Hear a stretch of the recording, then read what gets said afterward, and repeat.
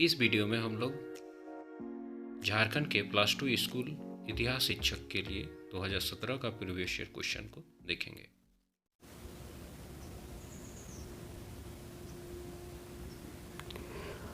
पहला क्वेश्चन है 1919 के भारत सरकार अधिनियम के तहत केंद्र के ऊपरी विधायी सदन को क्या कहा जाता था?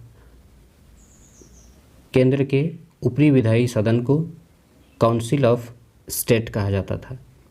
1919 के भारत सरकार अधिनियम के तहत केंद्र के ऊपरी विधायी सदन को काउंसिल ऑफ स्टेट कहा जाता था, यानी राज्य का परिषद कहा जाता था। ठीक है, अगला क्वेश्चन है व्यापार और सहायता जो नए देशों के लिए फ़ायदेमंद माना जाता है, वास्तव में राष्ट्रों के संसाधनों पर हावी होने और शोषकों के लाभ के लिए उपयोग करने का एक आड़ है। यह कथन किसका है?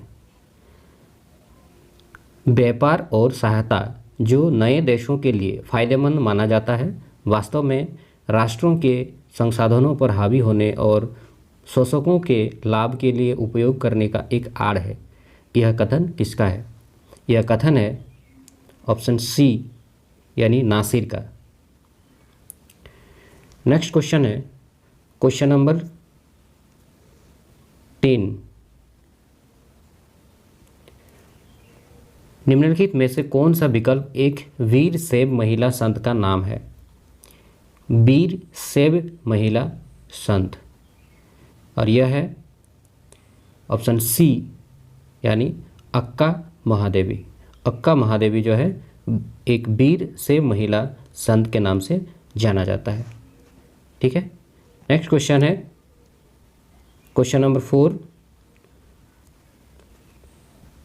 किस अधिनियम के द्वारा बंगाल के गवर्नर जनरल का पद बनाया गया था? किस अधिनियम के द्वारा बंगाल के गवर्नर जनरल का पद बनाया गया था? और यह है ऑप्शन नंबर ए, यानी विनियमन अधिनियम 1773। विनियमन अधिनियम 1773 के द्वारा बंगाल के गवर्नर जनरल का पद बनाया गया था। नेक्स्ट क्वेश्चन है बंगाल के गवर्नर सूबेदार का नाम बताइए। बंगाल के गवर्नर सूबेदार का नाम बताइए जिसने ओम शक्ति पर शानदार जीत प्राप्त की। ओम शक्ति पर शानदार जीत प्राप्त की, और यह है ऑप्शन सी, मीर जुमला। नेक्स्ट क्वेश्चन है क्वेश्चन नंबर 6। मुगल काल में विदेशी व्यापारियों और स्थानीय व्यापारियों के बीच मध्यस्थता करने के लिए प्रचलित प्रणाली का नाम क्या था? और यह है ऑप्शन 6 का ऑप्शन ए,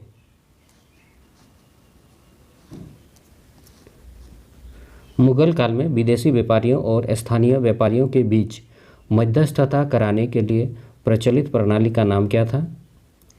इसका नाम था ऑप्शन ए, पार सांस्कृतिक आड़तिया। पार सांस्कृतिक आड़तिया मुगल काल में विदेशी व्यापारियों और स्थानीय व्यापारियों के बीच मध्यस्थता कराने के लिए प्रचलित प्रणाली का नाम था पार सांस्कृतिक आड़तिया। अगला क्वेश्चन है कोसत जो एक राजनीतिक नेता थे, उनका संबंध किस देश से था? कोसत का संबंध किस देश से था? ये था ऑप्शन सी, यानी हंगरी। हंगरी देश से कोसत का संबंध था। अगला क्वेश्चन है क्वेश्चन नंबर 8। यह है द्वितीय विश्व युद्ध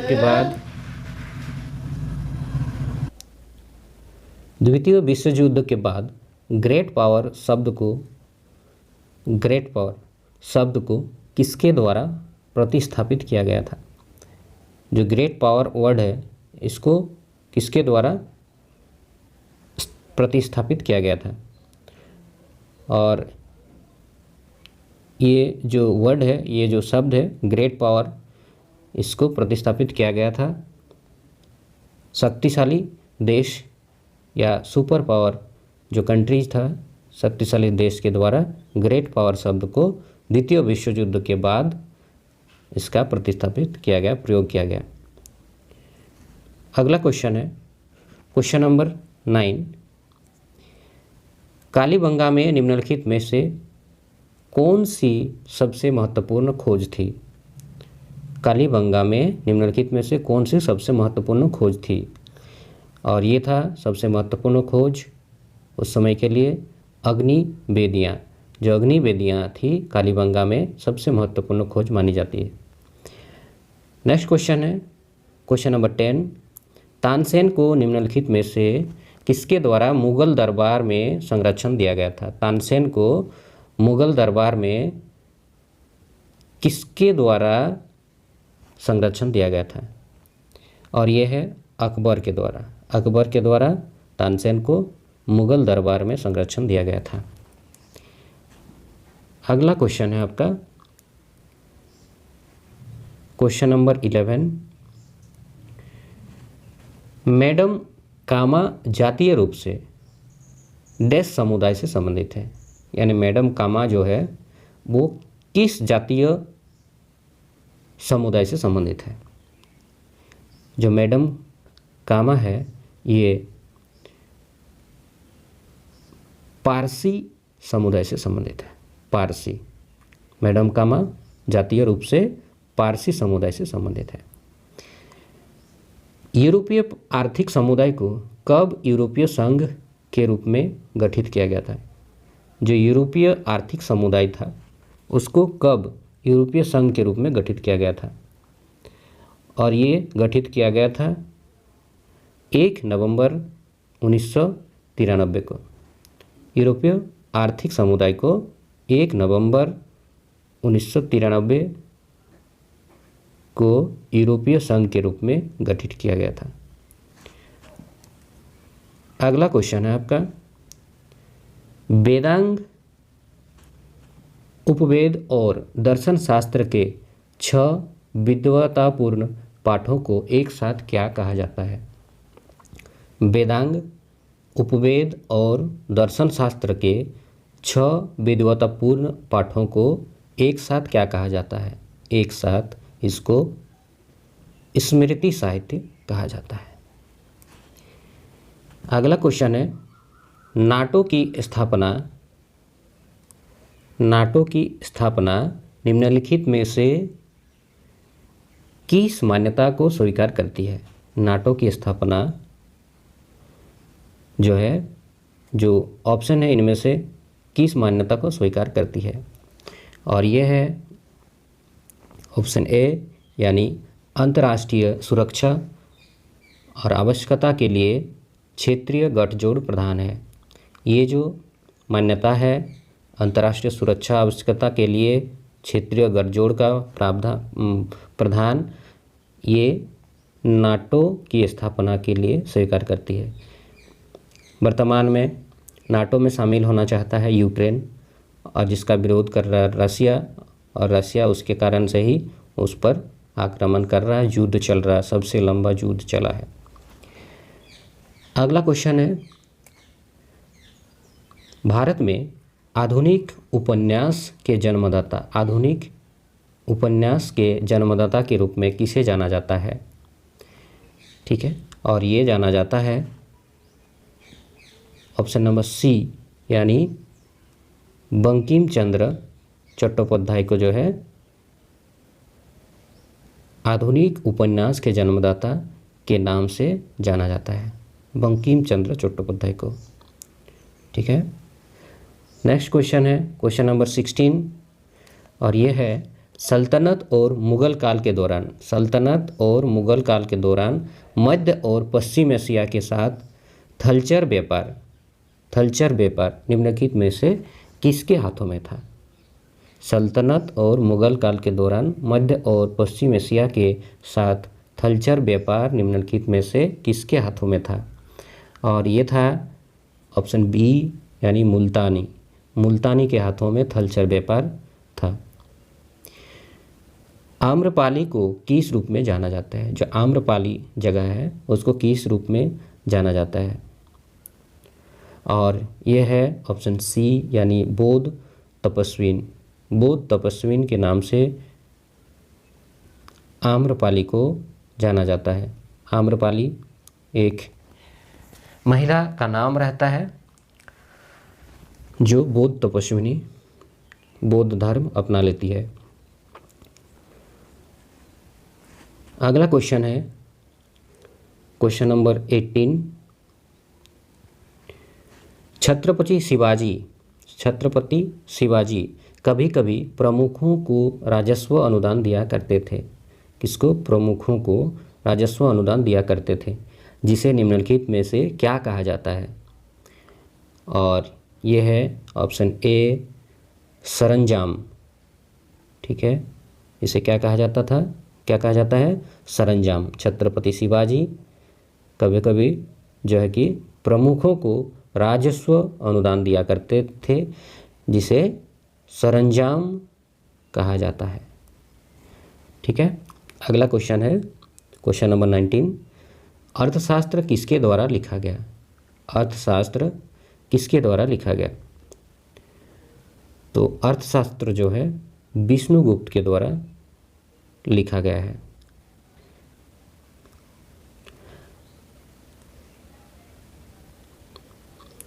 नेक्स्ट क्वेश्चन है क्वेश्चन नंबर 20 और ये है इटली के नवजागरण का नेतृत्व। इटली के नवजागरण का नेतृत्व निम्नलिखित में से किसके द्वारा अनिवार्य रूप किया गया था? ठीक है, और यह है ऑप्शन बी यानी अभिजात वर्ग यानी अरिस्टोक्रेट। ठीक है, इटली के नवजागरण का नेतृत्व अभिजात वर्ग के लिए अनिवार्य रूप से किया गया था। अगला क्वेश्चन है पेशावर से सोनार गांव तक की शाही सड़कों के बगल में दिल्ली के सुल्तानों ने यात्रियों के लिए कौन सी सुविधाएं विकसित की थी? पेशावर से सोनार गांव तक की शाही सड़कों के बगल में दिल्ली के सुल्तानों ने यात्रियों के लिए कौन सी सुविधाएं विकसित की थी? ठीक है, और यह है ऑप्शन डी यानी सराय का, यात्रियों के लिए सराय का सुविधाएं विकसित की थी। नेक्स्ट क्वेश्चन है क्वेश्चन नंबर 22 और यह है चीन के उस कार्यवाहक राष्ट्रपति का नाम बताइए। चीन के उस कार्यवाहक राष्ट्रपति का नाम बताइए जिन्होंने कुओमिंतांग राष्ट्रवादी सेना की हार के बाद कम्युनिस्टों के साथ बातचीत शुरू की थी। ठीक है, कुओमिंतांग राष्ट्रवादी सेना की हार के बाद कम्युनिस्टों के साथ बातचीत शुरू की थी। ये कार्यवाहक राष्ट्रपति जो था ये था ली त्सुंग-जेन। अगला क्वेश्चन है क्वेश्चन नंबर 23। हर्षवर्धन द्वारा जारी प्रशासनिक शिलालेखों में निम्नलिखित में से कौन सा नाम दिया गया है? हर्षवर्धन द्वारा जारी प्रशासनिक शिलालेखों में निम्नलिखित में से कौन सा नाम दिया गया है? और ये है ऑप्शन सी यानी बांसखेड़ा ताम्रपत्र जो शिलालेख है। हर्षवर्धन द्वारा जारी प्रशासनिक शिलालेखों में बांसखेड़ा ताम्रपत्र नाम दिया गया है। अगला क्वेश्चन है क्वेश्चन नंबर 24। किस मराठा शासक ने पेशवाओं को मराठा राज्य का प्रबंधन सौंपा था? किस मराठा शासक ने पेशवाओं को मराठा राज्य का प्रबंधन सौंपा था? और यह है ऑप्शन डी यानी साहू महाराज को। ठीक है, किस मराठा शासक ने पेशवाओं को मराठा राज्य का प्रबंधन सौंपा था? तो ये साहू महाराज ने पेशवाओं को मराठा राज्य का प्रबंधन सौंपा था। ठीक है, अगला है क्वेश्चन नंबर 25 और यह है विंसेंट ए स्मिथ किस परंपरा से संबंधित है? विंसेंट ए स्मिथ जो है ऑप्शन ए यानी साम्राज्यवादी स्कूल से संबंधित है। साम्राज्यवादी स्कूल परंपरा से विंसेंट ए स्मिथ संबंधित है। नेक्स्ट क्वेश्चन है क्वेश्चन नंबर 26। ये एक कथन है भारत को याद रखना चाहिए कि वह क्या था और ज्ञात होना चाहिए कि वह क्या हो सकता है, और तभी पूरब में एक बार फिर सूरज उगेगा और पश्चिम देशों को प्रकाशमान करेगा। ये शब्द किसके हैं? ठीक है, और एक बात सुन लीजिए, भारत को याद रखना चाहिए कि वह क्या था और ज्ञात होना चाहिए कि वह क्या हो सकता है, और तभी पूरब में एक बार फिर सूरज उगेगा और पश्चिमी देशों को प्रकाशमान करेगा। ये शब्द जो है किसके हैं? ये शब्द है आपका एनी बेसेंट के। ठीक है, नेक्स्ट क्वेश्चन है आपका क्वेश्चन नंबर 27 और यह है किस प्रकार स्थूल औजारों में चाल्कोलिथिक संस्कृतियों में सिंधु घाटी परंपरा की निरंतरता ढूंढी जा सकती है? किस प्रकार स्थूल औजारों में चाल्कोलिथिक संस्कृतियों में सिंधु घाटी परंपरा की निरंतरता ढूंढी जा सकती है? ठीक है, और यह है ऑप्शन बी यानी मिट्टी के बर्तन। मिट्टी के बर्तन में चाल्कोलिथिक संस्कृतियों में सिंधु घाटी परंपरा की निरंतरता ढूंढा जा सकता है। ठीक है, अगला क्वेश्चन है क्वेश्चन नंबर 28 और यह है फराजी आंदोलन का असली उद्देश्य क्या था? फराजी आंदोलन का असली उद्देश्य क्या था? और यह है ऑप्शन डी है आपका अंग्रेजों के निष्कासन और मुहम्मदन की शक्ति की बहाली। ठीक है, अंग्रेजों के निष्कासन और मुहम्मदन की शक्ति की बहाली, यानी ऑप्शन नंबर डी। फराजी आंदोलन जो था इसका असली उद्देश्य था अंग्रेजों के निष्कासन करना और मुहम्मदन की शक्ति की बहाली करना। ठीक है, नेक्स्ट है क्वेश्चन नंबर 29 और यह है बंगाल की रॉयल एशियाटिक सोसाइटी द्वारा प्रकाशित पत्रिका का नाम क्या था? बंगाल की रॉयल एशियाटिक सोसाइटी द्वारा प्रकाशित पत्रिका का नाम ऑप्शन सी यानी एशियाटिक रिसर्चेस। ठीक है, बंगाल की रॉयल एशियाटिक सोसाइटी द्वारा प्रकाशित जो पत्रिका था उसका नाम था एशियाटिक रिसर्चेज। नेक्स्ट क्वेश्चन है क्वेश्चन नंबर 30। किसान मालिकों को यह भी कहा जाता था, क्या कहा जाता था किसान मालिकों को? ऑप्शन डी यानी गहपतिस भी कहा जाता था किसान मालिकों को। ठीक है, अगला क्वेश्चन है आपका क्वेश्चन नंबर 31 और यह है निम्नलिखित में से कौन वेनेजुएला के एक महत्वपूर्ण प्रसिद्ध नेता का नाम है? वेनेजुएला के एक महत्वपूर्ण या प्रसिद्ध नेता का नाम है, और यह है आपका ऑप्शन सी का सिमोन बोलीवर। ठीक है, सिमोन बोलीवर जो है वेनेजुएला के एक प्रसिद्ध नेता का नाम है। अगला क्वेश्चन है सामग्री का संचार जो वित्तीय प्रणाली का विकास जो पैसों का सुलभ हस्तांतरण अनुज्ञप्त करवाता है। इसके कारण सुगम बन गया था, निम्नलिखित में से किस उपयोग के माध्यम से किया गया? ठीक है, और इसका सही उत्तर है आपका ऑप्शन डी, हुंडी। ठीक है, नेक्स्ट क्वेश्चन है क्वेश्चन नंबर 33 और यह है निम्नलिखित में से किस देश में 1994 में पहली बार गैर नस्लीय और गैर लोकतांत्रिक चुनाव हुए थे? ठीक है, पहली बार देश में 1994 में पहली बार गैर नस्लीय और लोकतांत्रिक चुनाव हुए थे। ठीक है, और यह है आपका ऑप्शन सी, दक्षिण अफ्रीका। दक्षिण अफ्रीका में 1994 में पहली बार गैर नस्लीय और लोकतांत्रिक चुनाव हुए थे। नेक्स्ट क्वेश्चन, अकबर ने धरती को चूमने की परंपरा शुरू की, जिसे क्या कहा जाता था? अकबर ने क्या शुरू किया? धरती को चूमने की परंपरा शुरू की। ठीक है, इसे पोवस कहा जाता था। क्या कहा जाता था? पोवस।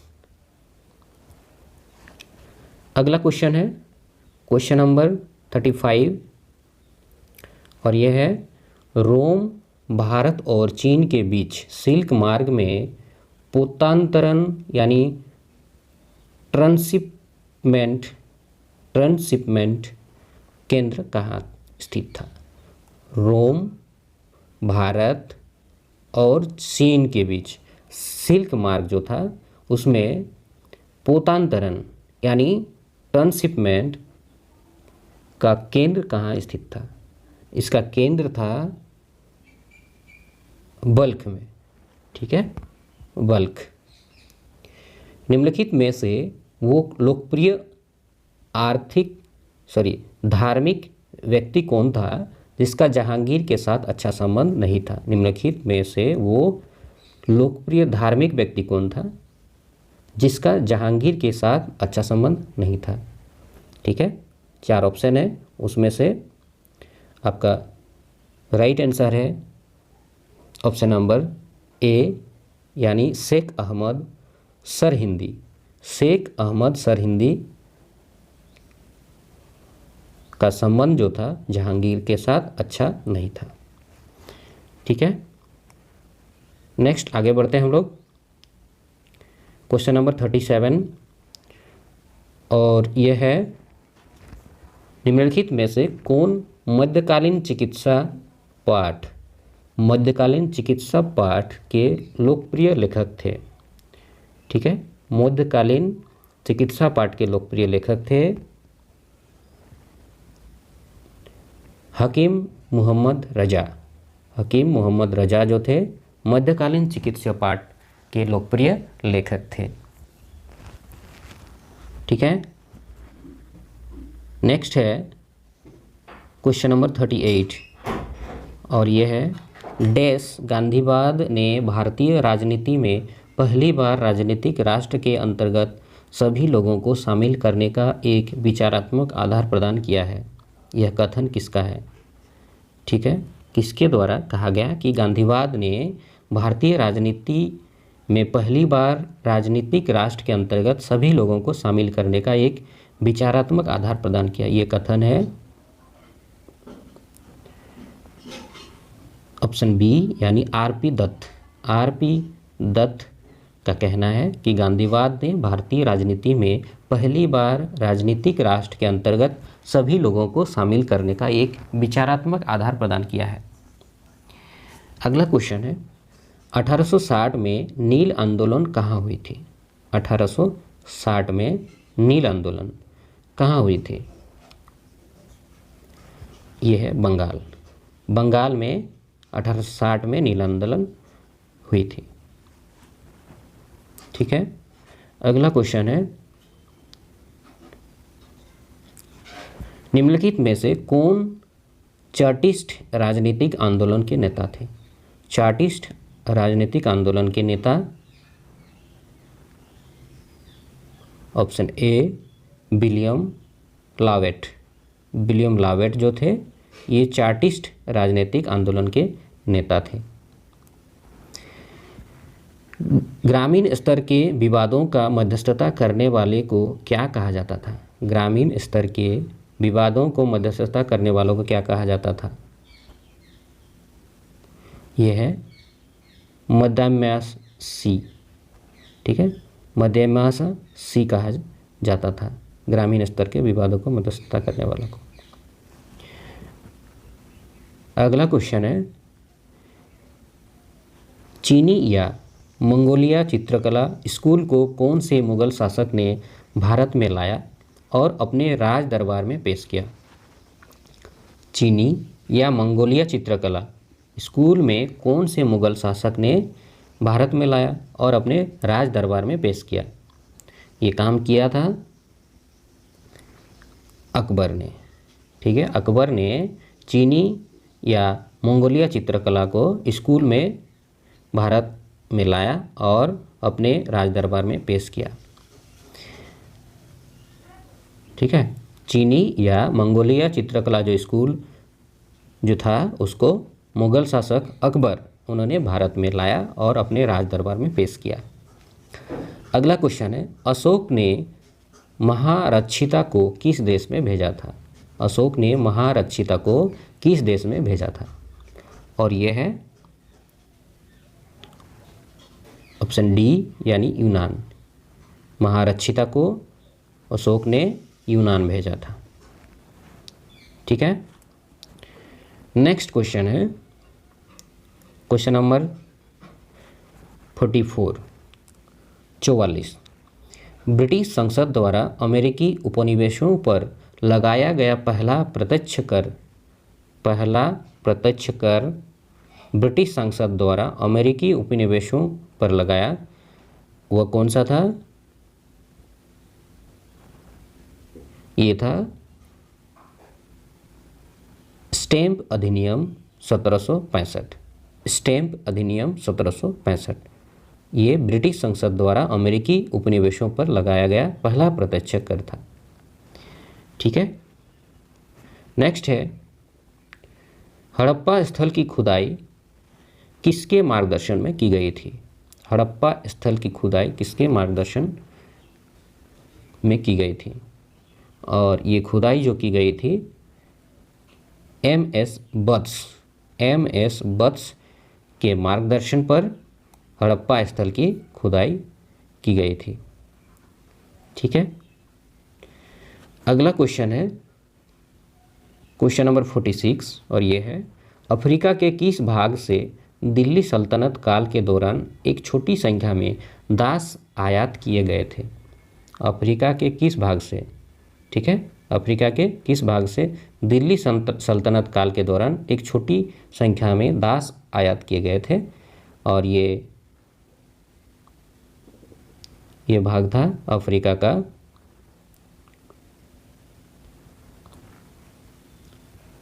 अबिसिनिया, ठीक है। अबिसिनिया अफ्रीका के एक छोटे से भाग जो दिल्ली सल्तनत काल के दौरान छोटी सी संख्या में दास आयात किए गए थे, ठीक है।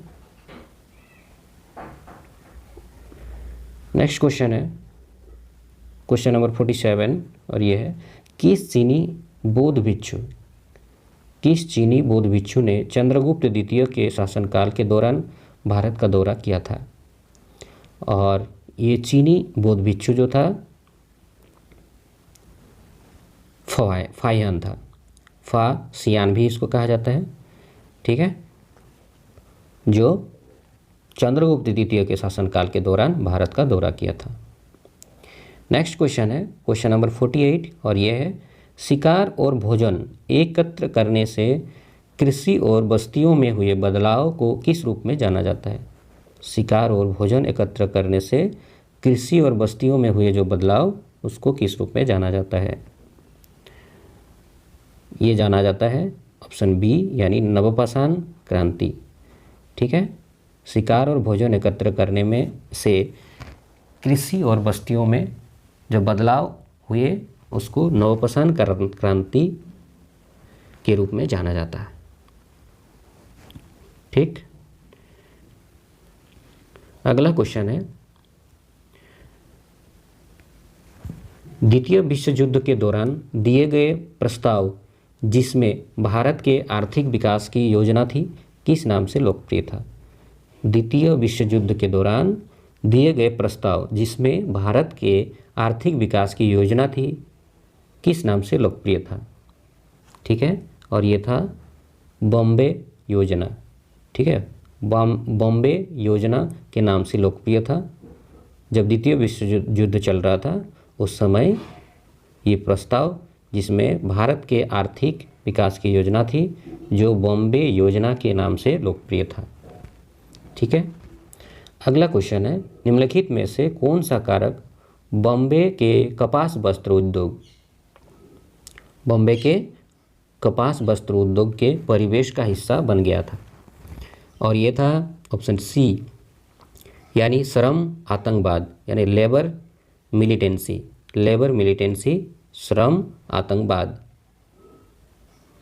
जिसके कारण बॉम्बे के कपास वस्त्र के परिवेश का हिस्सा बन गया था ये श्रम आतंकवाद।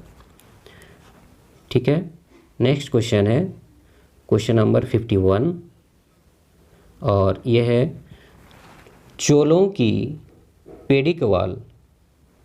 ठीक है, चोलों की पेडिकवाल कुली निम्नलिखित में से किसका उल्लेख करती है? चोलों की पेडिकावल कुली निम्नलिखित में से किसका उल्लेख करती है? और ये है सी, यानी पुलिस कर जो है चोलों की पेडिकावल कुली के नाम से जाना जाता है। अगला क्वेश्चन है, साम्राज्यवाद अपनी सीमा के बाहर एक राज्य की शक्ति का विस्तार है, यह कथन किसका है? साम्राज्यवाद अपनी सीमा के बाहर एक राज्य की शक्ति का विस्तार है, ये किसका कहना है? ये कहना है हैंग मोर्गेंथो। ठीक है, हैंग्स मोर्गेंथो का कहना है कि साम्राज्यवाद अपनी सीमा के बाहर एक राज्य की शक्ति का विस्तार है। नेक्स्ट क्वेश्चन है क्वेश्चन नंबर 53, और यह है 4 प्रसिद्ध तंजौर बंधुओं।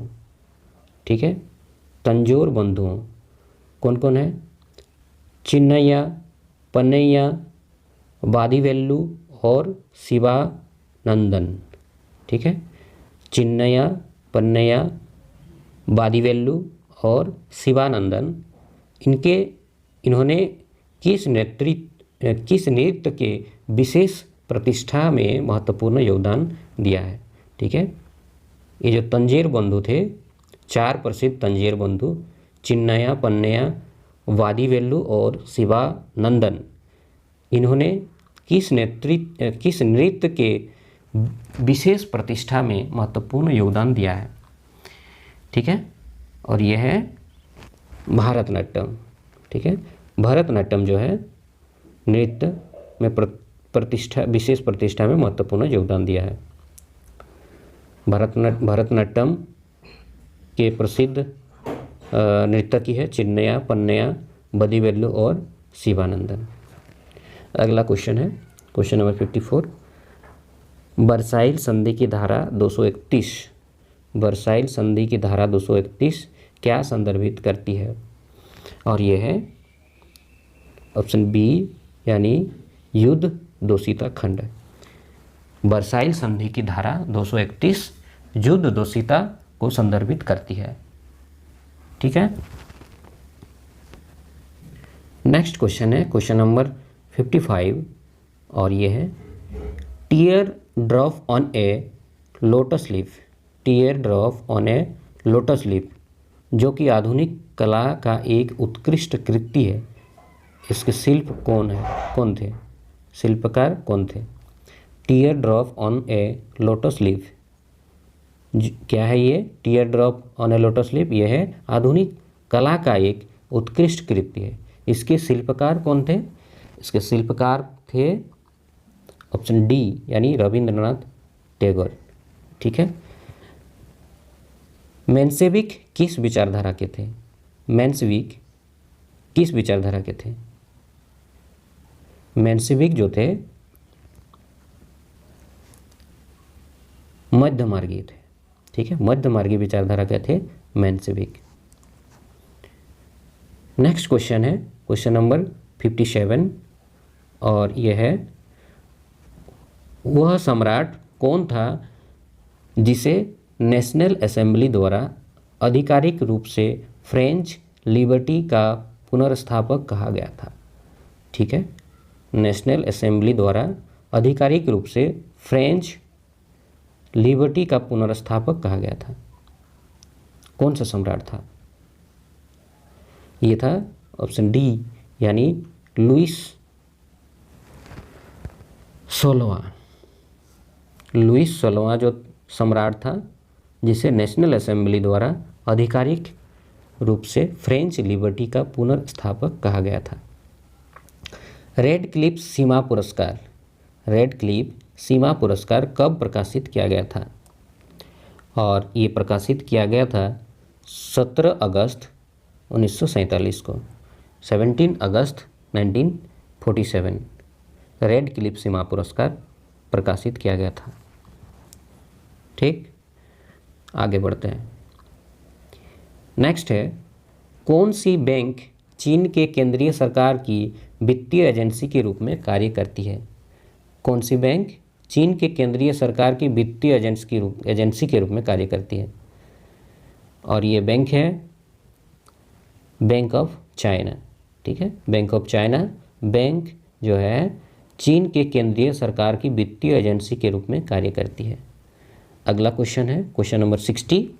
शब्द जो है द मिडिल पैसेज का अर्थ क्या है? ठीक है, जो शब्द है द मिडिल पैसेज, इसका क्या अर्थ है? इसका अर्थ है ऑप्शन बी ट्रांस अटलांटिक गुलाम व्यापार, ट्रांस अटलांटिक गुलाम व्यापार। द मिडिल पैसेज का अर्थ है ट्रांस अटलांटिक गुलाम व्यापार। ठीक है, अगला क्वेश्चन है क्वेश्चन नंबर 61 और यह है, किस शिलालेख द्वारा अशोक को ग्रीक के समकालीन माना जाता है? किस शिलालेख द्वारा अशोक को ग्रीक के समकालीन माना जाता है? वह कौन सा शिलालेख है? ठीक है, वह शिलालेख है 13वें शिलालेख। 13वें शिलालेख द्वारा अशोक को ग्रीक के समकालीन माना जाता है।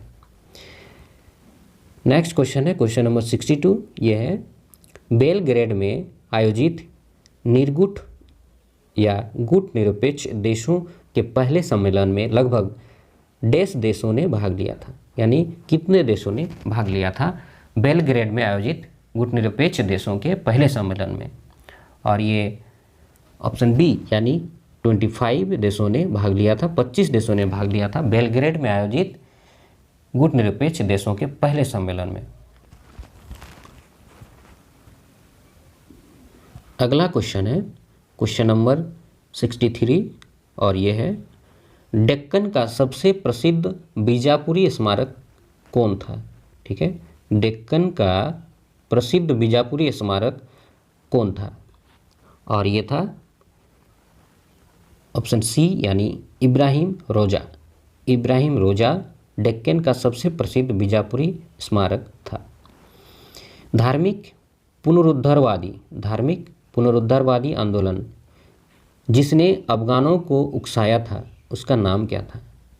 अफगानों को उकसाने वाला धार्मिक पुनरुद्धारवादी आंदोलन जो था रोशनाई।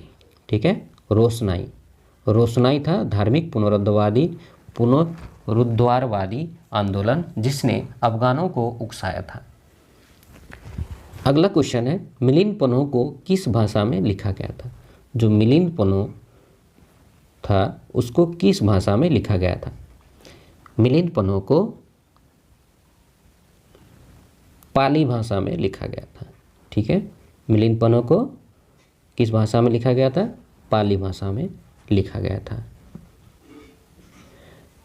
नेक्स्ट क्वेश्चन है क्वेश्चन नंबर 66 और यह है, कांचीपुरम में मंदिर वास्तुकला किस शुरुआती द्रविड़ शैली का सबसे अच्छा उदाहरण है? जो कांचीपुरम में मंदिर वास्तुकला है किस शुरुआती द्रविड़ शैली का सबसे अच्छा उदाहरण है? यह है ऑप्शन डी यानी कैलाशनाथ। ठीक है,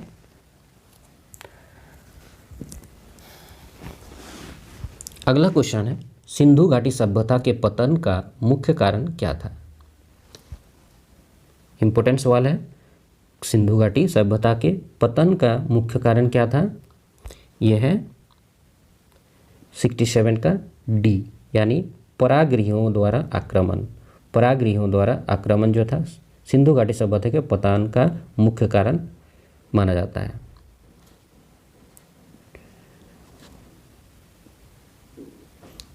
अगला क्वेश्चन है क्वेश्चन नंबर 68। पुलिस स्ट्राइक आंदोलन का केंद्र कहाँ था? पुलिस स्ट्राइक आंदोलन, ठीक है, इसका केंद्र गडांस्क, ठीक है, गडांस्क जो था पुलिस स्ट्राइक आंदोलन का केंद्र था। ये जितने सारे हम लोग अभी प्रश्नों का उत्तर पढ़ रहे हैं ये आपका 2017 का जो पीजीटी एग्ज़ाम हुआ था झारखंड में उसका आया हुआ सारा क्वेश्चन है, यानी प्रीवियस ईयर क्वेश्चन है। अगला क्वेश्चन है क्वेश्चन नंबर 69। जापानी वित्तीय अल्प जनतंत्र को नीचे दिए गए नामों में से कौन दर्शाता है? जापानी वित्तीय अल्प जनतंत्र को नीचे गए जो नाम दिया गया है ऑप्शन कौन दर्शाता है? जाइबत्सु या फिर किरेत्सु या कोहोन या होन है? ठीक है, और इसका सही उत्तर है ए नंबर यानी जाइबत्सु। जाइबत्सु जो है जापानी वित्तीय अल्प जनतंत्र को दर्शाता है। नेक्स्ट क्वेश्चन है क्वेश्चन नंबर 70। 1935 के भारत सरकार अधिनियम में सबसे महत्वपूर्ण प्रस्तावना क्या थी? 1935 के भारत सरकार अधिनियम में सबसे महत्वपूर्ण प्रस्तावना, ठीक है, ये प्रस्तावना था ऑप्शन ए यानी प्रांतीय स्वायत्तता। ठीक है, 1935 के भारत सरकार अधिनियम में सबसे महत्वपूर्ण प्रस्तावना था प्रांतीय स्वायत्तता। चलिए आगे बढ़ते हैं। नेक्स्ट क्वेश्चन है क्वेश्चन नंबर 71। 71 नंबर क्वेश्चन है 1980 के दशक में 1980 के दशक में किस अंतर्राष्ट्रीय एजेंसी ने पेरू को नए क्रेडिट के लिए अयोग्य घोषित कर दिया था? 1980 के दशक में किस अंतर्राष्ट्रीय एजेंसी ने पेरू को नए क्रेडिट के लिए अयोग्य घोषित कर दिया था? ठीक है, किस अंतर्राष्ट्रीय एजेंसी ने? यह है अंतर्राष्ट्रीय मुद्रा कोष के द्वारा। अंतर्राष्ट्रीय मुद्रा कोष ने 1980 के दशक में पेरू को नए क्रेडिट के लिए अयोग्य घोषित कर दिया था। ठीक है, अगला क्वेश्चन है 72 और यह है मैं पूर्ण स्वराज से कुछ भी कम से संतुष्ट नहीं होऊंगा। हम करेंगे या मरेंगे। हम या तो भारत को स्वतंत्र कर देंगे या इस प्रयास में मर जाएंगे। ये यादगार बयान किसके थे? एक बयान है, ये बयान फिर से सुन लीजिए। मैं पूर्ण स्वराज्य से कुछ भी कम से संतुष्ट नहीं होऊंगा। हम करेंगे या मरेंगे। हम या तो भारत को स्वतंत्र कर देंगे या इस प्रयास में मर जाएंगे। ये जो बयान है, ये बयान किसका है? महात्मा गांधी का। ठीक है, अगला क्वेश्चन है क्वेश्चन नंबर 73 और ये है फर्टिलाइजेशन थ्योरी के माध्यम से भारतीयों को अंग्रेजी शिक्षा देने का प्रस्ताव किसका था? फर्टिलाइजेशन थ्योरी के माध्यम से, ठीक है, भारतीयों को अंग्रेजी शिक्षा देने का प्रस्ताव किसका था? ये था थॉमस बी कामले। ठीक है, थॉमस बी मकामले का थ्योरी था या उसका प्रस्ताव था। ठीक है, फर्टिलाइजेशन थ्योरी के माध्यम से भारतीय को अंग्रेजी शिक्षा देने का प्रस्ताव थॉमस बी मकामले का प्रस्ताव था। किस संधि के द्वारा पहला एंग्लो मराठा युद्ध का अंत हुआ? किस संधि के द्वारा पहला एंग्लो मराठा युद्ध का अंत हुआ? ये हुआ ऑप्शन डी सलवाई संधि। सलवाई संधि के द्वारा पहला एंग्लो मराठा युद्ध का अंत हुआ। ठीक है, नेक्स्ट है क्वेश्चन नंबर 75 और यह है सुहरावर्दी सूफी के सबसे विख्यात संत कौन थे? सुहरावर्दी सूफी के सबसे विख्यात संत कौन थे? Option C Shahabuddin Suhrawardi. ठीक है, शहाबुद्दीन सुहरावर्दी जो थे ये सुहरावर्दी सूफी के सबसे विख्यात संत थे, शहाबुद्दीन सुहरावर्दी। 76 तमिल साहित्य कुलोथुंगन पिल्ले तमिल के लेखक कौन थे? तमिल साहित्य जो है कुलोथुंगन पिल्ले तमिल के लेखक कौन थे? कुलोथुंगन पिल्ले तमिल, ठीक है, इसके लेखक कौन थे? कुलोथुंगन पिल्ले तमिल, इसके लेखक थे ओट्टाकुथर। ठीक है, ऑप्शन सी ओट्टाकुथर। ओट्टाकुथर एक तमिल साहित्य जो है कुलोथुंगन पिल्ले तमिल इसका लेखक है। नेक्स्ट क्वेश्चन है क्वेश्चन नंबर 77 और ये है अकबर के दरबार में सबसे सुंदर सुलेख किसका था? ठीक है, अकबर के दरबार में सबसे सुंदर सुलेख किसका था? ये था ऑप्शन सी यानी मोहम्मद हसन कश्मीरी। मोहम्मद हसन कश्मीरी अकबर के दरबार में सबसे सुंदर सुलेख इनका था, मोहम्मद हसन कश्मीरी का। जातक कहानियाँ स्थानिक सर्वेक्षक पदाधिकारियों को क्या बताती है? जातक जो कहानियाँ है स्थानिक सर्वेक्षक पदाधिकारियों को क्या बताती है? ये है ऑप्शन सी यानी राजू गाहका। ठीक है, राजू गाहका जातक कहानियों जो कहानियाँ है स्थानीय सर्वेक्षक पदाधिकारियों को बताती है। राजू गाहका, ठीक है, राजू गाहका जातक कहानियाँ स्थानीय सर्वेक्षक पदाधिकारियों को बताती है। सबसे सुंदर गुप्त मंदिर कहाँ स्थित है? सबसे सुंदर गुप्त मंदिर, ठीक है, ये स्थित है देवगढ़ में। देवगढ़ में सबसे सुंदर गुप्त मंदिर स्थित है।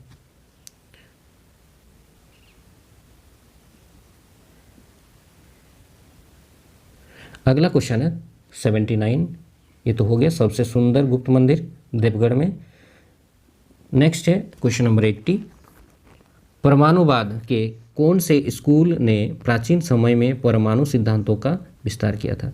परमाणुवाद के कौन से स्कूल ने प्राचीन समय में परमाणु सिद्धांतों का विस्तार किया था? ठीक है, और ये किया था ऑप्शन सी यानी बेसिक स्कूल।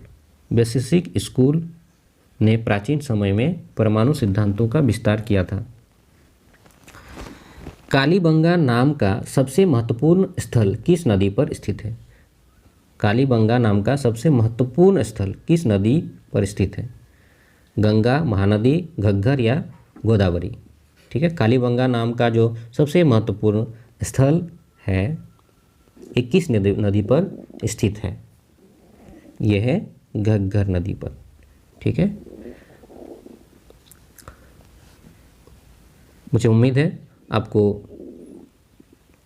अच्छा से समझ में आ रहा होगा और आशा करते हैं अगर आपको अच्छा लग रहा है तो आपने लाइक और शेयर भी ज़रूर करेंगे, और अभी तक आपने अगर हमारे चैनल को सब्सक्राइब नहीं किया है तो सब्सक्राइब भी करेंगे, ताकि इस तरह का और भी जो प्रीवियस ईयर क्वेश्चन और आने वाले एग्ज़ाम में आने वाले जो प्रश्न इंपॉर्टेंट क्वेश्चन का सीरीज मिलता रहेगा। इसलिए लाइक, शेयर और सब्सक्राइब करना नहीं भूलें। अगला क्वेश्चन की ओर बढ़ते हैं। नेक्स्ट क्वेश्चन है, जर्मन अर्थव्यवस्था को युद्ध समाजवाद नामक एक केंद्रीय नियंत्रण में रखा गया था। ठीक है, युद्ध समाजवाद नामक एक केंद्रीय नियंत्रण में रखा गया था। किसी जर्मन के लिए यह सर्वप्रथम कैसा अनुभव था? ठीक है, और इसका सही उत्तर है ऑप्शन सी, संपूर्ण युद्ध। ठीक है, नेक्स्ट क्वेश्चन है क्वेश्चन नंबर 83 और ये क्वेश्चन है आपका, निम्नलिखित में से कौन बौद्ध धर्म की सबसे भव्य कांस्य यानी तांबे की मूर्ति है? कौन बौद्ध धर्म की सबसे भव्य कांसे की मूर्ति है? कांसे या तांबे की मूर्ति है, और यह है ऑप्शन ए यानी सुल्तानगंज बुद्ध। सुल्तानगंज बुद्ध जो है बौद्ध धर्म की सबसे भव्य कांस्य और तांबे की मूर्ति है। ऊपरी दोआब और रोहिला खंड क्षेत्र में तालुकदारों को किस संपातिक समूह के रूप में निम्नलिखित में से किसमें बदल दिया गया था? ऊपरी दोआब और रोहिला खंड क्षेत्र में तालुकदारों को एक संपातिक समूह के रूप में निम्नलिखित में से किसमें बदल दिया गया था? ठीक है, ये था इमामदार। ठीक है, नेक्स्ट क्वेश्चन है क्वेश्चन नंबर 85 और ये क्वेश्चन है, globalisation social theory and global culture पुस्तक के लेखक निम्नलिखित में से कौन है? Globalisation social theory and global culture पुस्तक के लेखक ऑप्शन ए रोलैंड रॉबर्टसन। ठीक है, रोलैंड रॉबर्टसन जो है globalisation social theory and global culture के लेखक है। बस्तियों के चारों ओर बनाई गई सुरक्षा दीवार के निशान कहाँ पाए गए थे? बस्तियों के चारों ओर बनाई गई सुरक्षा दीवार, उनका निशान कहाँ पाए गए थे? ठीक है, ये पाया गया था ऑप्शन डी यानी कोटदीजी। कोटदीजी में बस्तियों के चारों ओर बनाई गई सुरक्षा दीवार के निशान पाए गए थे। कहाँ पर? कोटदीजी में, कोटदीजी। अगला क्वेश्चन है आपका क्वेश्चन नंबर 87 और ये है, रूस के अधीनता का विरोध करने वाले लोगों को समर्थन देने के लिए किस योजना के द्वारा आर्थिक सहायता या अन्य सहायता की पेशकश की गई थी? रूस के अधीनता का विरोध करने वाले लोगों को समर्थन देने के लिए किस योजना के द्वारा आर्थिक सहायता या फिर अन्य सहायता की पेशकश की गई थी? ठीक है, ये की गई थी मार्शल योजना। ठीक है, मार्शल योजना का पेशकश किया गया था। अगला क्वेश्चन है क्वेश्चन नंबर 88 और ये है, हमारा उद्देश्य दृढ़ है, हमारे साधन शुद्धतम है और परमेश्वर हमारे साथ है, सत्याग्रह में हमारी कोई हार नहीं है। ठीक है, यह कथन किसका था? कथन एक बार फिर से सुन लीजिए। कथन है, हमारा उद्देश्य दृढ़ है, हमारे साधन शुद्धतम है और परमेश्वर हमारे साथ है, सत्याग्रह में हमारी कोई हार नहीं है। यह कथन किसका है?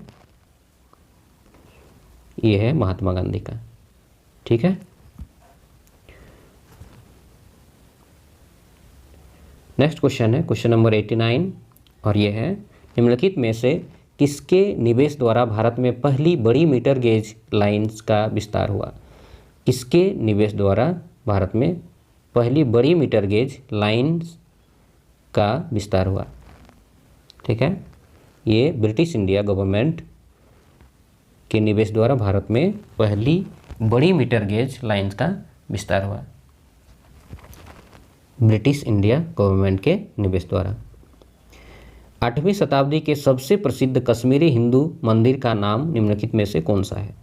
8वीं शताब्दी के सबसे प्रसिद्ध कश्मीरी हिंदू मंदिर, ठीक है, यह है श्री मार्तंड सूर्य मंदिर।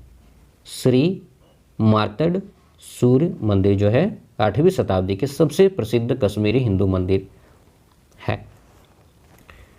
ठीक है, नेक्स्ट क्वेश्चन है क्वेश्चन नंबर 91 और यह है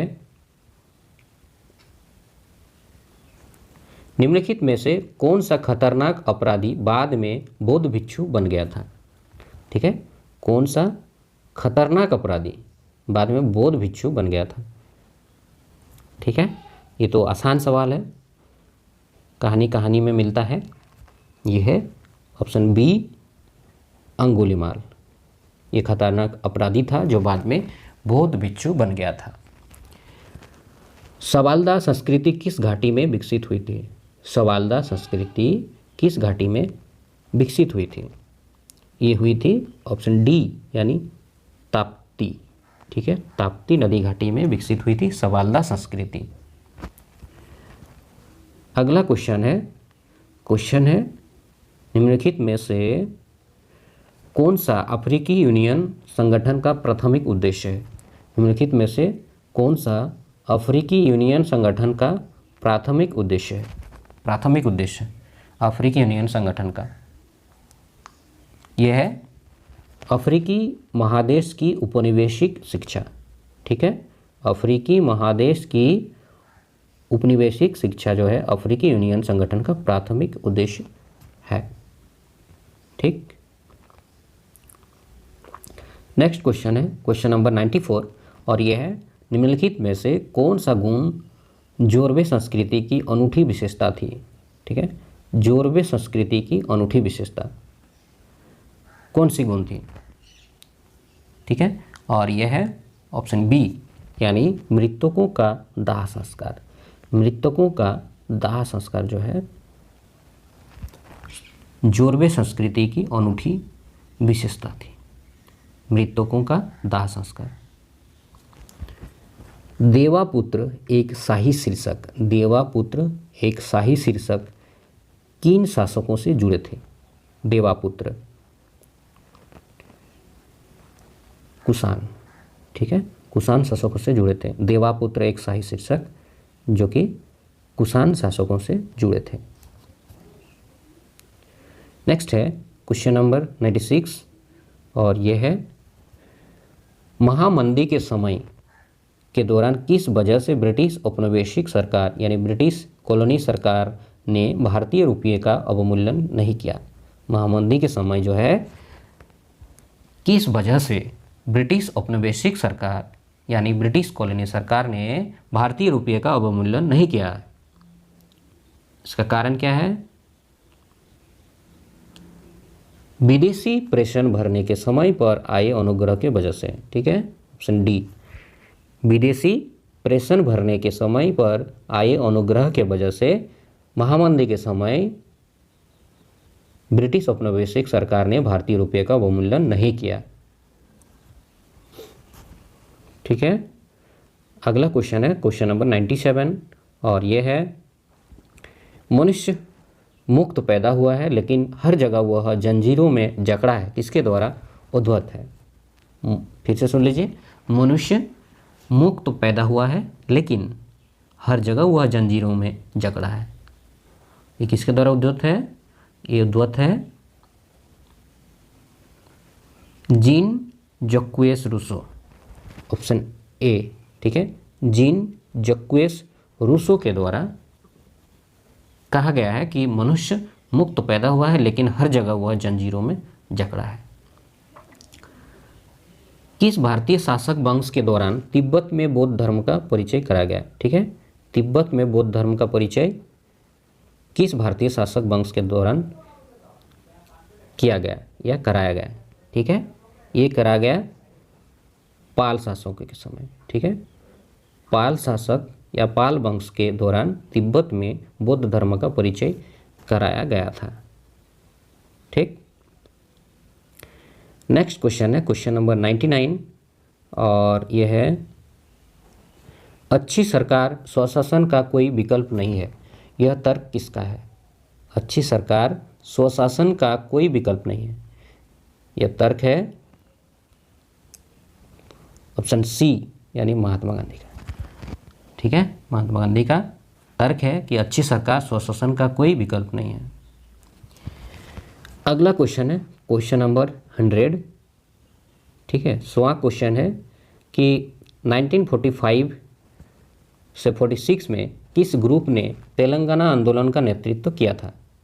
ठीक है, तेलंगाना आंदोलन का नेतृत्व किया था, जो कि किसानों एवं जमींदारों के बीच अनाज के कर, बेगारी, जमीन की जब्ती के लिए था। ठीक है, और इसका सही उत्तर है ऑप्शन डी। ठीक है, आंध्र महासभा।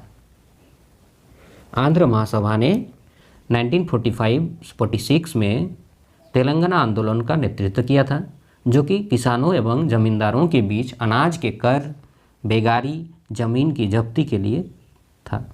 ठीक है, आंध्र महासभा।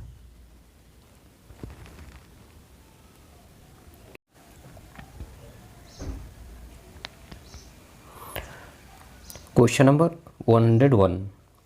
गुटनिरपेक्ष आंदोलन एक अनैतिक एवं दूरदर्शी धारणा है, किसने कहा था। ठीक है, गुटनिरपेक्ष आंदोलन जो है एक अनैतिक एवं दूरदर्शी धारणा है, किसने कहा था। ये कहा था option number C, John Foster Dulles. John Foster Dulles. John Foster Dulles ने गुटनिरपेक्ष आंदोलन को एक अनैतिक एवं दूरदर्शी धारणा है, ये कहा था। अगला क्वेश्चन है, संत दादू ने गैर संप्रदाय का प्रचार किया था, उसका नाम क्या था। संत दादू ने गैर संप्रदाय प्रचार किया था, उसका नाम क्या था। उसका नाम था ऑप्शन डी यानी नीपक। ठीक है, संत दादू का नाम क्या था, नीपक। अगला क्वेश्चन है क्वेश्चन नंबर 103 और ये है, बॉम्बे में भारतीय राष्ट्रीय कांग्रेस की पहली बैठक निम्नलिखित में से किस स्थान पर आयोजित की गई थी। बॉम्बे में जो भारतीय राष्ट्रीय कांग्रेस की पहली बैठक ये किस स्थान में आयोजित की गई थी, और ये आयोजन हुआ था ऑप्शन बी यानी गोकुलदास तेजपाल संस्कृत कॉलेज में। गोकुलदास तेजपाल संस्कृत कॉलेज में बॉम्बे में भारतीय राष्ट्रीय कांग्रेस की पहली बैठक आयोजित की गई थी। नेक्स्ट क्वेश्चन है क्वेश्चन नंबर 104 और ये है, जमाल अब्दुल नासिर ने तख्ता पटल के द्वारा किसकी सत्ता हथिया ली थी। ठीक है, जमाल अब्दुल नासिर ने तख्ता पटल के द्वारा किसकी सत्ता हथिया ली थी। जमाल अब्दुल नासिर ने राजा फारूक की सत्ता हथिया ली थी, जमाल अब्दुल नासिर ने। ठीक है, नेक्स्ट क्वेश्चन है, राज्य द्वारा सार्वजनिक क्षेत्र के उपक्रमों को चलाने का प्रस्ताव भारतीय राष्ट्रीय कांग्रेस के किस अधिवेशन में पारित किया गया था। और यह है ऑप्शन ए यानी कराची। राज्य द्वारा सार्वजनिक क्षेत्र के उपक्रमों को चलाने का प्रस्ताव भारतीय राष्ट्रीय कांग्रेस के कराची अधिवेशन में पारित किया गया था। नेक्स्ट क्वेश्चन है क्वेश्चन नंबर 106 और यह है, बलबन द्वारा अनुसरण किए जाने वाले सिजदा और पाबोस के परंपराओं का मूल कहाँ पाया जाता है। बलबन द्वारा अनुसरण किए जाने वाले सिजदा और पाबोस ये परंपरा का मूल कहाँ पाया जाता है। ये पाया जाता है ईरान में। ठीक है, ईरान में बलबन द्वारा अनुसरण किए जाने वाले सिजदा और पाबोस के परंपराओं का मूल पाया जाता है ईरान में। सादत अली खान किस राज्य का शासक था। सादत अली खान किस राज्य का शासक था। सादत अली खान अवध का शासक था। सादत अली खान किस राज्य का शासक था, अवध राज्य का शासक था। कुषाण राजवंश का मूल स्थान कहाँ था। कुषाण राजवंश का मूल स्थान कहाँ था, ऑप्शन सी चीन। कुषाण राजवंश का मूल स्थान चीन था। अगला क्वेश्चन है क्वेश्चन नंबर 109 और ये है भाषाई प्रांत समिति को किस नाम से जाना जाता था? भाषाई प्रांत समिति, ठीक है, भाषाई प्रांत समिति को किस नाम से जाना जाता था? धर समिति। धर समिति को भाषाई प्रांत समिति के नाम से जाना जाता था। नेक्स्ट क्वेश्चन है सूफियों के 12 आदेशों को क्या कहा जाता है? सूफियों के 12 आदेश, उसको क्या कहा जाता है? सिलसिला, ठीक है। सूफियों के 12 आदेशों को सिलसिला कहा जाता है। नेक्स्ट क्वेश्चन है क्वेश्चन नंबर 111 और यह है किस शासक ने सरायों को कस्बों और डाक चौकियों के रूप में इस्तेमाल किया था? ठीक है, किस शासक ने सरायों को कस्बों और डाक चौकियों के रूप में इस्तेमाल किया था? और यह है ऑप्शन बी शेरशाह सूरी। शेरशाह सूरी ने सरायों को कस्बों और डाक चौकियों के रूप में इस्तेमाल किया था। व्यापारियों का वह समूह जो बैलगाड़ी से माल ढोने के लिए मशहूर था, उन्हें क्या कहा जाता था? व्यापारियों का वह समूह जो बैलगाड़ी से माल ढोने के लिए मशहूर था, उन्हें कहा जाता था बंजारा।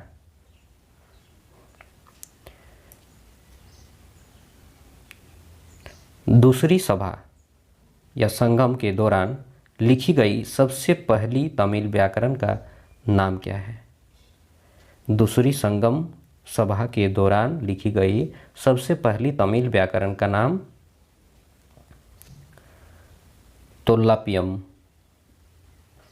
तोल्लापियम। मयूर सिंहासन किसके द्वारा ले लिया गया था? मयूर सिंहासन किसके द्वारा ले लिया गया था? नादिर शाह फारसी के द्वारा।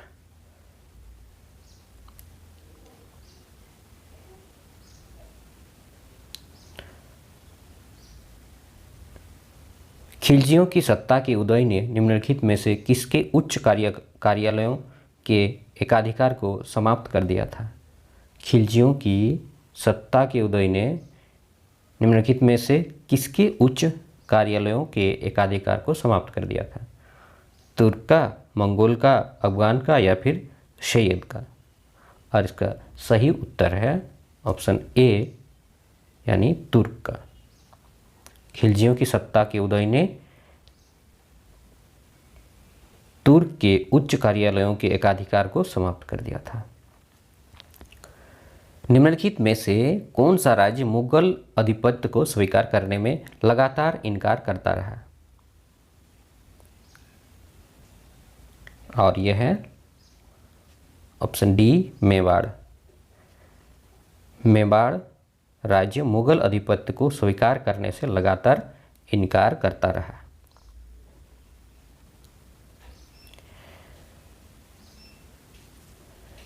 एक 117 नंबर क्वेश्चन है 1830 से 1929-30 के बीच निम्नलिखित भारतीय उत्पादों में से कौन सी एक प्रमुख निर्यात की वस्तु बनी थी? 1830 से 1829-30 के बीच भारतीय उत्पादों में से कौन सी प्रमुख निर्यात की वस्तु बनी थी? चमड़ा।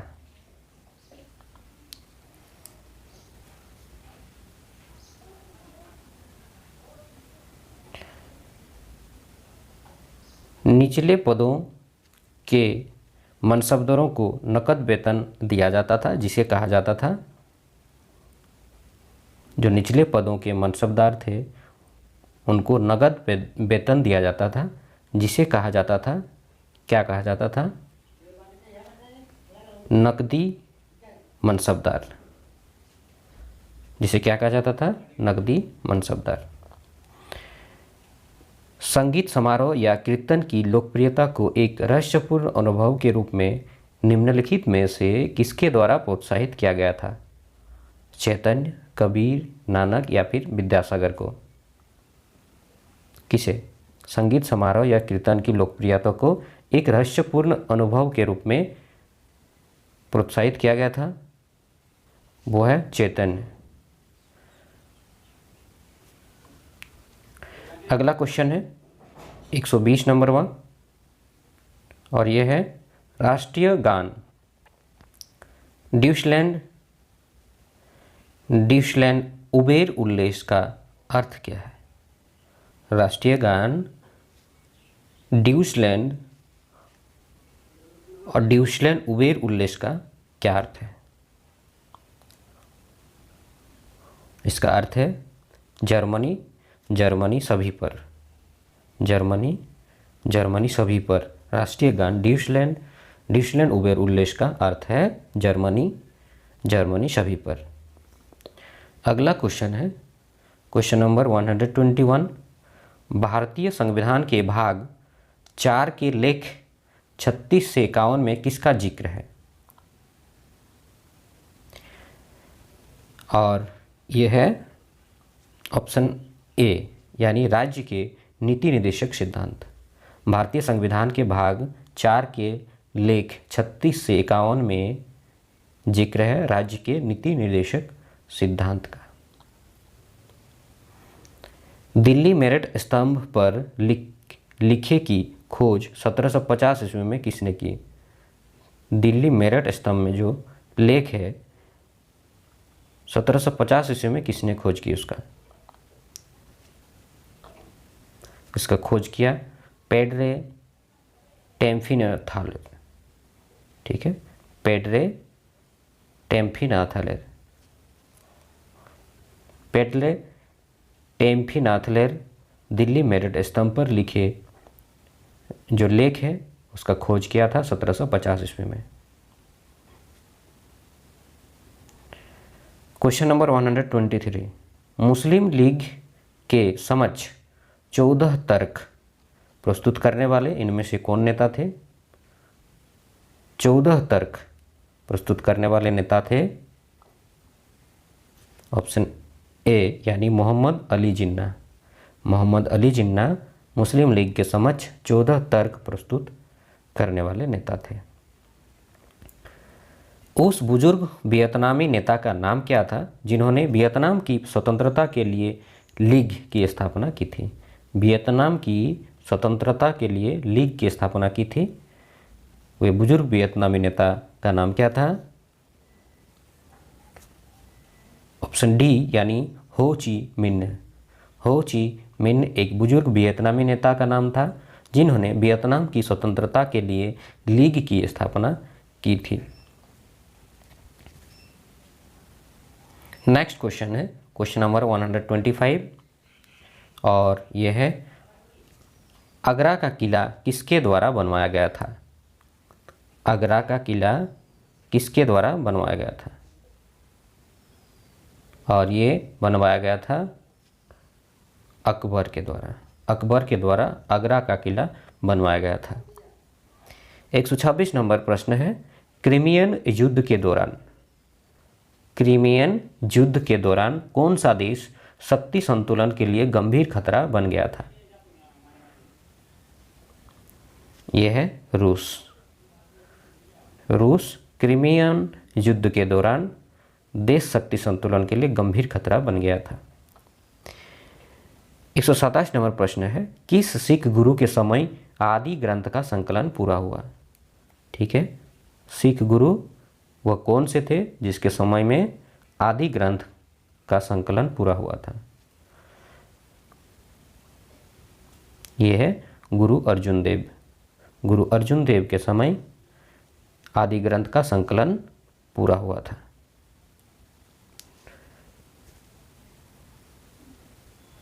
नेक्स्ट है आज़ाद हिंद सरकार ने अंडमान और निकोबार द्वीपों को किस रूप में नामकरण किया था? आज़ाद हिंद सरकार ने अंडमान और निकोबार द्वीपों को शहीद और स्वराज का नामकरण किया था? ठीक है, शहीद और स्वराज नाम से नामकरण किया था। आज़ाद हिंद सरकार ने अंडमान और निकोबार द्वीप को। 129 नंबर प्रश्न है, गणित के किस क्षेत्र में प्राचीन भारतीयों की स्पष्ट अवधारणा थी? गणित के किस क्षेत्र में प्राचीन भारतीयों की स्पष्ट अवधारणा थी? सार संख्या। सार गणित के सार संख्या के क्षेत्र में प्राचीन भारतीयों की स्पष्ट अवधारणा थी। 130 नंबर वाला प्रश्न है, अभी नहीं तो कभी नहीं, अभी नहीं तो कभी नहीं नामक पत्रक किसके द्वारा जारी किया गया था? ये पत्रक जारी किया गया था चौधरी रहमत अली के द्वारा। ठीक है, अभी नहीं तो कभी नहीं नामक पत्रिका चौधरी रहमत अली के द्वारा जारी किया गया था। 131 नंबर क्वेश्चन है, औपनिवेशिक ब्रिटिश सेना में एनफील्ड राइफल का प्रयोग से पहले कौन सा राइफल प्रयोग में था?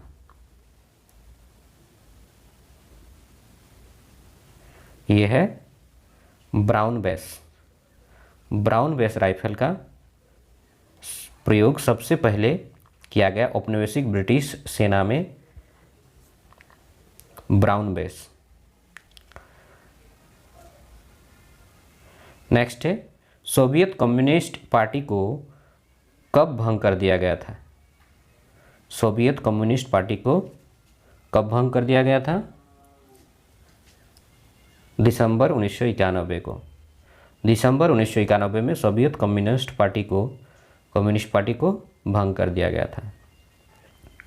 मुगल कैलेंडर में किस त्यौहार का महत्वपूर्ण स्थान है? मुगल कैलेंडर में किस त्यौहार का महत्वपूर्ण स्थान है? ये नौरोज त्यौहार का महत्वपूर्ण स्थान है मुगल कैलेंडर में। 134 क्वेश्चन नंबर में है, त्रिवर्ग में क्या क्या शामिल होता है? त्रिवर्ग में क्या क्या शामिल होता है? त्रिवर्ग में शामिल होता है धर्म, अर्थ और काम। ठीक है, धर्म, अर्थ और काम त्रिवर्ग में शामिल होता है। नेक्स्ट क्वेश्चन है 135, पौराणिक काल में हिंदू विचार वाले स्कूलों की संख्या, यानी पौराणिक काल में हिंदू विचार वाले स्कूलों की संख्या कितनी थी? पौराणिक काल में डी यानी 6।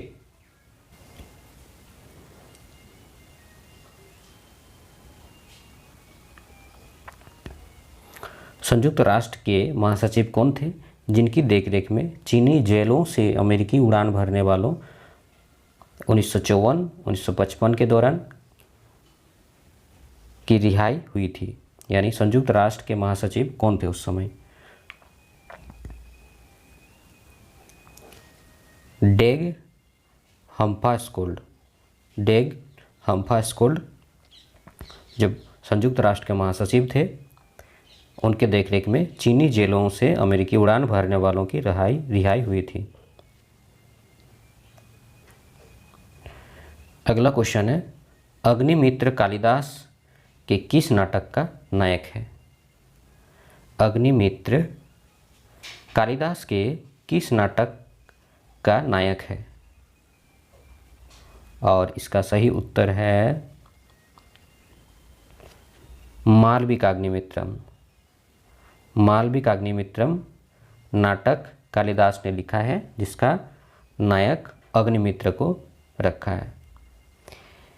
अगला क्वेश्चन है, क्राइसिस इन सिविलाइजेशन किसके द्वारा लिखा गया था? क्राइसिस इन सिविलाइजेशन ये किसके द्वारा लिखा गया था? ये लिखा गया था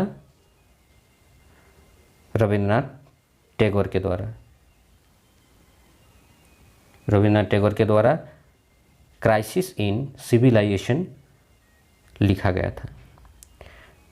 महावीर के पिता किस वंश के प्रमुख थे? महावीर के पिता किस वंश के प्रमुख थे? ये थे जंत्रिका। ठीक है, जंत्रिका वंश के प्रमुख थे महावीर के पिता। अगला क्वेश्चन है क्वेश्चन नंबर 140। चार मीनार कहाँ स्थित है? ठीक है, चार मीनार कहाँ पर स्थित है?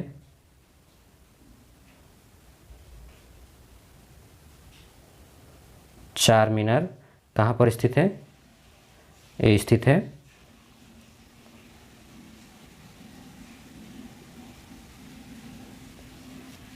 दौलताबाद में।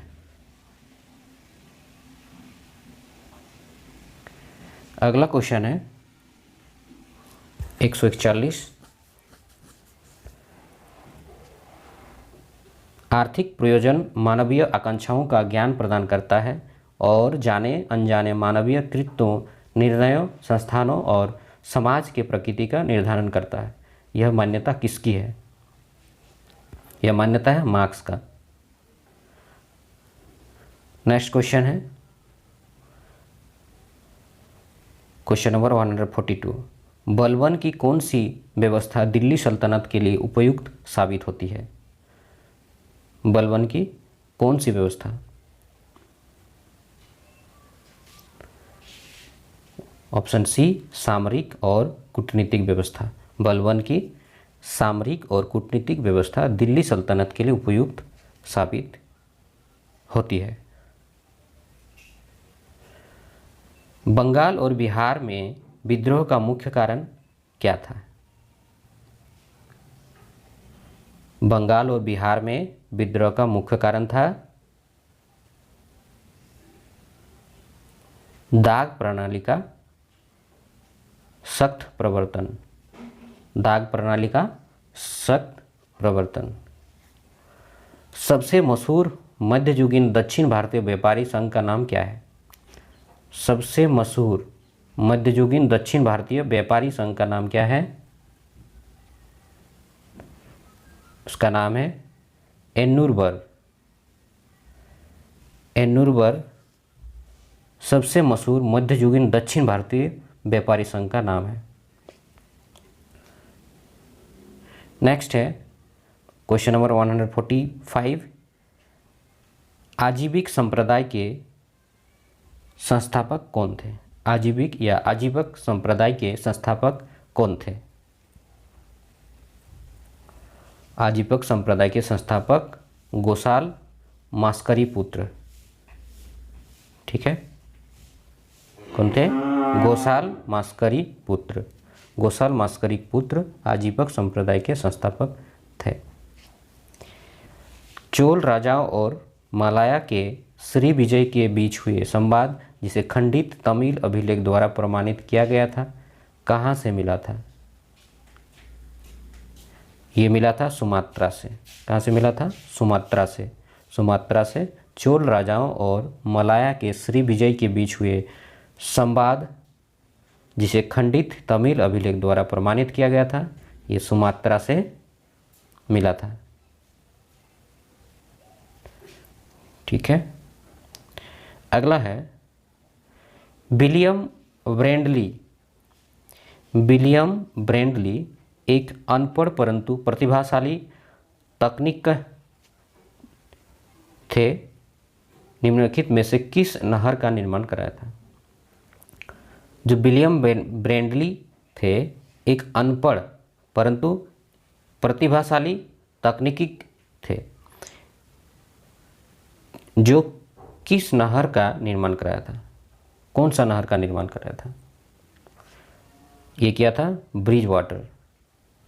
ब्रिज वाटर नहर का निर्माण कराया था विलियम ब्रेंडली ने। ठीक है, औपचारिक रूप से राष्ट्र राज्य प्रणाली को व्यवस्थित करने वाली व्यवस्था का नाम क्या है? राष्ट्र राज्य प्रणाली। राष्ट्र राज्य प्रणाली को औपचारिक रूप से व्यवस्थित करने वाली प्रणाली व्यवस्था का नाम क्या है? यह है वेस्टफेलिया की शांति संधि। वेस्टफेलिया की शांति संधि औपचारिक रूप से राष्ट्र राज्य प्रणाली को व्यवस्थित करने वाली व्यवस्था का नाम है वेस्टफेलिया की शांति संधि। अगला है क्वेश्चन नंबर 149। चंद्रगुप्त द्वितीय के समय में सिद्ध किए गए धातु विज्ञान की उत्कृष्ट कृति निम्नलिखित में से किसमें पाई जा सकती है? चंद्रगुप्त